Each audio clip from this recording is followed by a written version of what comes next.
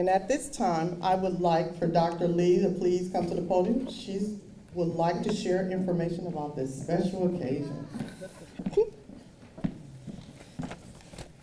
Well, good evening.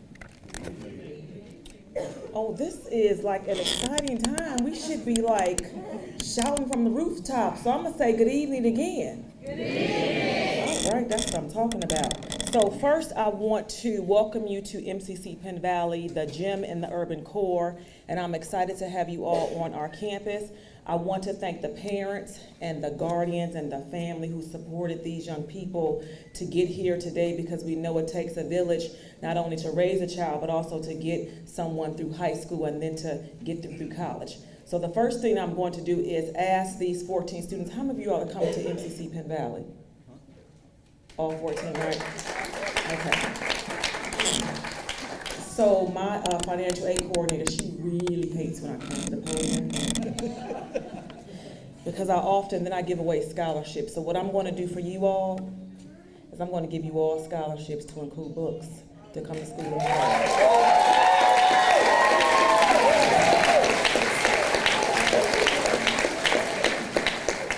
So I said I wasn't going to cry.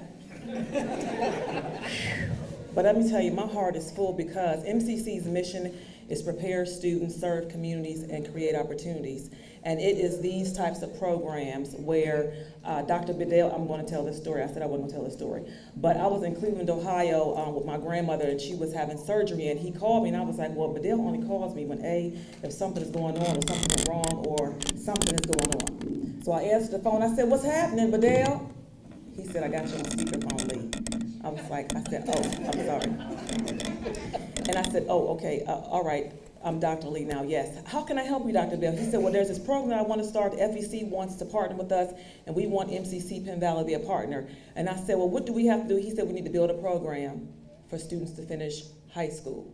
And I said, we'll do it. We're in, just let us know what we need to do. And so we wrote the program, we wrote the grant, and now this is our 4th class, and it continues to double. We actually have a waiting list of individuals who want to get into this program because we know education changes lives. And so I'm going to sit down so we can keep it moving, because somebody told me that the NBA playoffs is tonight and that they need to get out of here. So I'm going to introduce Dr. Bedell, who is the superintendent of Kansas City Public Schools. He is committed to education, and I am so honored to have him as a friend, a colleague, a peer, but also a game changer in the Kansas City area, because we know that education truly changes lives.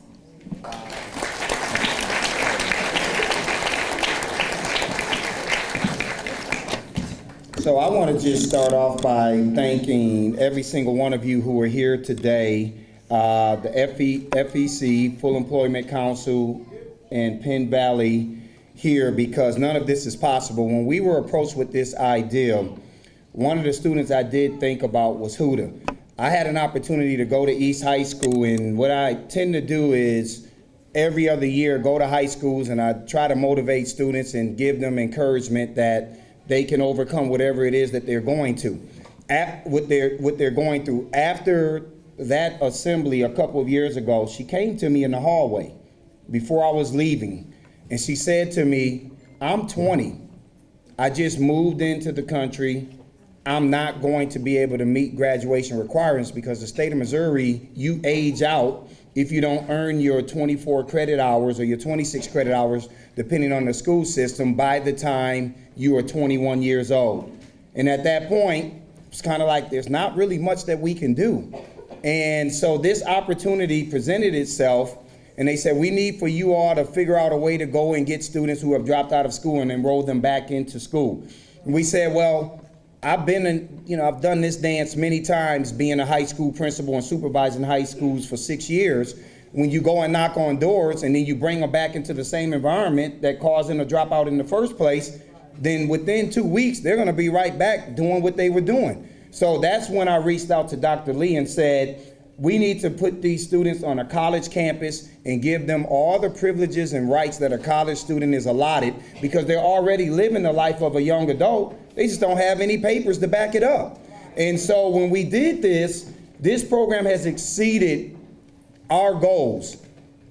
We've had 34 plus another 14 that have finished. 22 of them with high school diplomas, with an additional 11 that will now get high school diplomas, and then the others that have will get a completion of certificate. This program opens up doors for the children, for the youngsters that are here.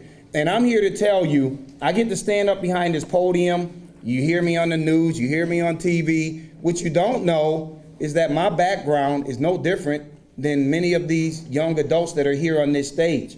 No, I didn't graduate and everything worked out all 4 years I was in high school. In fact, I dropped out in the 2nd grade because a teacher told me I was dumb, ugly, and would never amount to anything.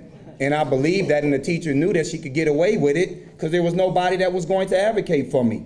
I also made mistakes during my 9th grade and 10th grade year. I would skip class, go in the bathroom, shoot dice, just messing up. I'm just telling you, I'm just keeping it 100 with you, because the truth is, nobody's going to ask you about all of those things when you get your diploma, right? And then ultimately had to go to night school my entire senior year in order to graduate on time. I get to stand up now. I have a doctorate degree. I have a background, a body of work that speaks for itself. And not, when they interviewed me, Ms. Manser was one of the 9 people that interviewed me. They never asked me, how long did it take you to get your high school diploma? How long did it take you to get your college degree? How long did it take you to get your doctorate degree? What they wanted to know was, did you have the skill set, and did you meet what the job description dictated that we needed to come in and run this school district? And so for all of you, this opens up doors for you in ways that you cannot even imagine. Nobody will ask you, did you drop out of school? Nobody will ask you, how long did it take you to get your high school diploma or to get your certificate of completion? What you do now will propel you into a very bright future. And yeah, we all make mistakes. There's not a single person in here that's perfect.